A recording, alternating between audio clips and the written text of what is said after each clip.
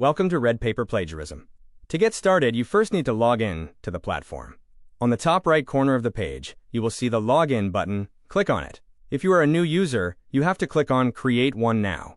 After that, you will see a form where you need to enter your email address, your full name, select your country, and set a secure password.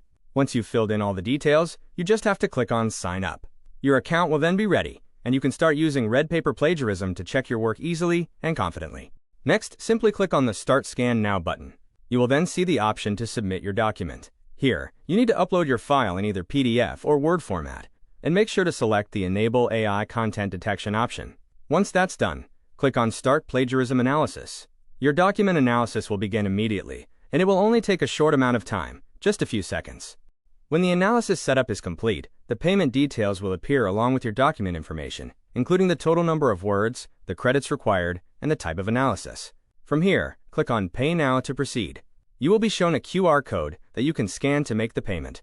You can also choose from other payment options, such as UPI ID, debit or credit card, and net banking. Simply select your preferred method and confirm the payment.